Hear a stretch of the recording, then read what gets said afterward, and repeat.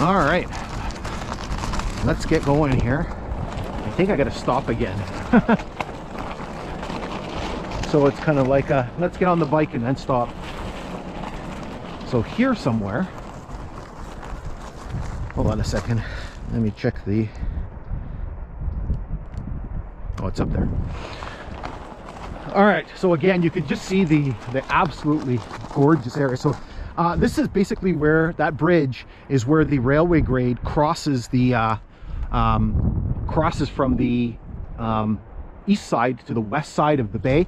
That bridge was basically originally a trestle, and that was replaced at the same time as the other trestles were. So again, you can see here, this is all rock fill, so that's the original shoreline over there. Again, you see the beauty of the water coming down off the side of the you know, off that waterfall. Again, you can see the rock cliffs. So again, just gorgeous.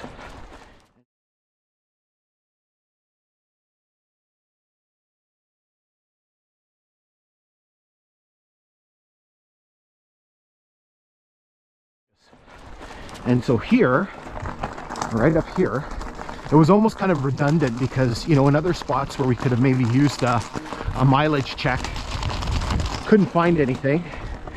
Here, we actually have the only culvert that actually has a milepost marker on it. And it's 94.05, which, duh, we just passed milepost 94. So here there's yet another culvert. See, it's pretty good flow of water coming out. Okay, so what I'm going to do is I'm going to zip you ahead a little bit. We've already, again, another one of the cribs from the telegraph poles. Just enjoy the beautiful nature while I listen to the soothing sounds of the transports.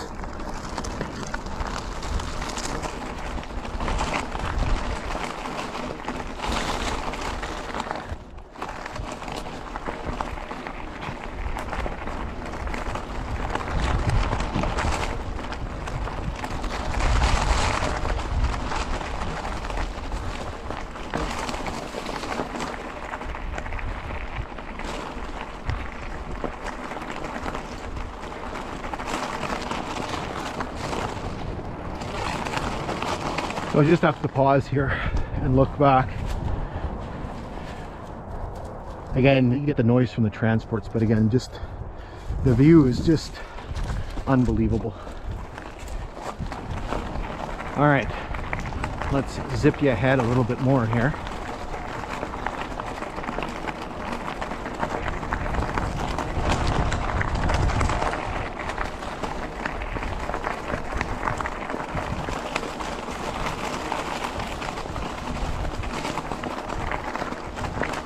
All right, so here, as we pass through this little cutting, really neat thing. I'm not quite sure why they did this. I know there's some ridges here, but might be hard to see with the shadows and stuff, but you can see this little rock wall here. It starts there and it runs all the way here. And so you can see all of these nice little pieces of rock all nicely fitted together. And it continues here. So it's not particularly long. Here you can see it very well. So there are rock walls like this. This one's hard to see again. There's a couple up on Pijatawabik Bay. There's 3 of them, and we're just taking a look at them the other day when I was there. So I'll put a link to one of the videos, and so you can see that one because you can see it a lot better. But again, you can make it out very, very well here. So again, maybe just because there's a steep cliff and, you know, they're worried about material sort of sliding onto the tracks. All right, let's go.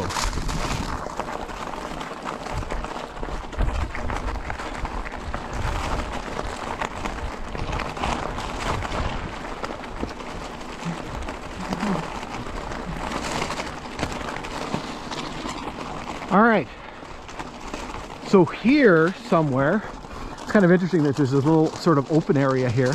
There is a culvert, no marker. This was the site of a planned station. So I do have a document, you can get it on the internet, the altitude survey that was done in 1915. So around the time that this railway line was being completed, in the process of being opened. And so what it does on there, it basically talks to you. It actually has 2 entries for this railway line. And so the first one gives you a list of like basically shows you places and lakes and rivers and things like that, and it does mention some of the stations. So one of the stations it mentions is a place called Crowther. I'll put the name up on there. I don't know if I'm saying it right, but basically when you calculate the mileage, it's south of Orient Bay Station. So it's somewhere in the neighborhood here that it's supposed to be, but it was never established. And so what they did was basically they created a station at Orient Bay, and then the next station down the line is at McCurdy. And again, we mentioned that Orient Bay was a major station. McCurdy was just a siding. So this this place never materialized. Here you can see some erosion. Again, we're kind of on fill here because the original shoreline is right there.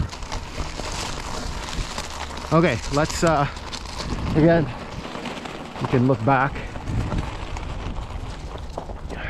Just a gorgeous view. Right, like, I mean, this is just an amazing place. But again, the challenges of building, right? This was the only, how do you get around those rock ridges?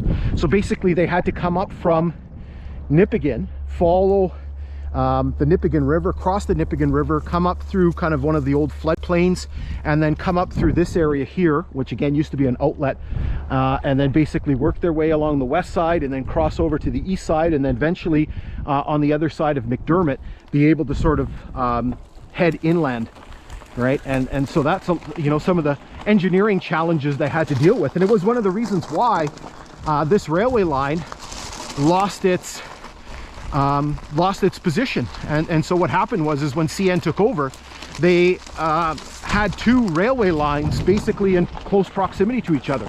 They had the Canadian Northern Line, and north of it they had what was known as the National Transcontinental Railway Line. And so what they decided to do was in 1923 start building what was known as the Nakina Cutoff. And the Nakina Cutoff ran from Long Lac up to Nakina. And basically what that did was it joined the Canadian Northern Line from Long Lac up to the NTR line at Nakina. And so that still is the main line CN today. So basically coming north from Toronto, they follow pretty much the Canadian Northern Line all the way up to Long Lac, go through the cutoff, and then up to the NTR line over to Winnipeg. Now, why did they do that? Well, basically if they followed the Canadian Northern Line, they would have to come all the way down through here, through some very tight turns, as you can see, through some difficult geography, and then basically downhill into Thunder Bay. And then from Thunder Bay they had to climb back uphill. And so the route that they use now is 100 miles shorter, and the grades are better, they're more consistent. And so that's why this line was relegated to secondary status. And essentially CN kept it around for the most part from 1925 when the cutoff opened till 2005. It was basically redundancy, because it gave them an outlet in case something happened on the main line. But then in the early 2000s, when CN started buying up lines south of the Great Lakes in the upper Midwest of the US, they didn't need the Kinghorn anymore, right? Because they had a southern line around the Great Lakes. So there's your lesson about the line here. So another crib here for the telegraph line. So as I mentioned, this part of the hike kind of gets quieter.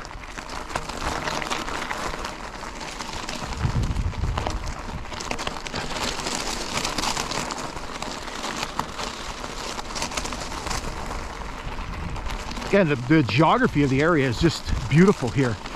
You can see some of the white pines and the jack pine. There's some coniferous, some deciduous, some poplar and birch sprinkled in there as well. Just a gorgeous area. Got some stuff coming up here. So here, I don't know, there's something here, and then it looks like there was a spur around here. It was called the St. Lawrence Corporation, so I'm guessing some sort of pulp and paper outfit, and they had a spur, and I don't know if it was on that side or this side. There's a little ridge on this side. Now what's neat over here on this ridge is, I saw this last year, I don't know if you can see it because there's a lot of shadow and contrast and stuff, but it's all kind of black here. This is all coal, right? So this is all coal. It's all little bits of coal. So obviously some coal got dumped here somehow or another. So every once in a while you see little spots like this, or you see kind of little dumpings of coal. So maybe a little derailment, or maybe for that spur, maybe that spur was here, and maybe they, you know, train stopped and, you know, some coal got sort of spilled out. Okay, so what we're going to do is we're going to hop back on, and we're almost at the end of our exploration for today.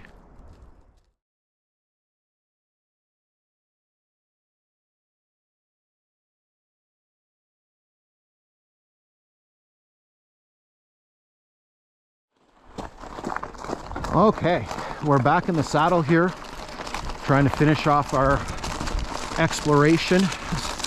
It's been long. I started this morning at 8 o'clock. It's 11:30. It's just, and I've been through here before. Just so much to see. So here we're kind of getting towards the southern end of Orient Bay. You can see that it's getting very, very narrow. It continues on a little bit further, but you know, kind of this is getting towards the end. So there's a road coming up, and this is the end of our hike here. And so that is known as Shadow Creek Road. Again, you can see some of the cribs. The water in there is so clear. You can see right down to the bottom. So around here somewhere is supposed to be milepost 95. But I've looked and I've looked and I've looked and I've looked, and I cannot find the milepost marker. So it's the only one on this section, right? We've worked all the way from milepost 91. So 91, 92, 93, 94 were there. Cannot find 95. Nowhere to be seen. Again, I looked, but nothing turned up. It was supposed to be right here, right about here in this, where the road crossing area was, somewhere or another. Okay, so we have to make a little addendum to the video. So the video was filmed back in May.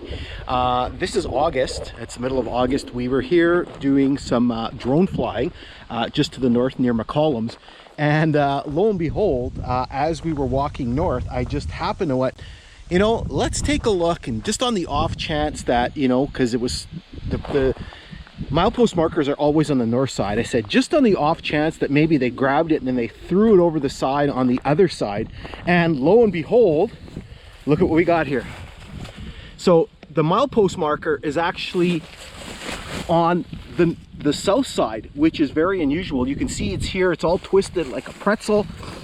So there's milepost 95. Clean, no bullet holes in it.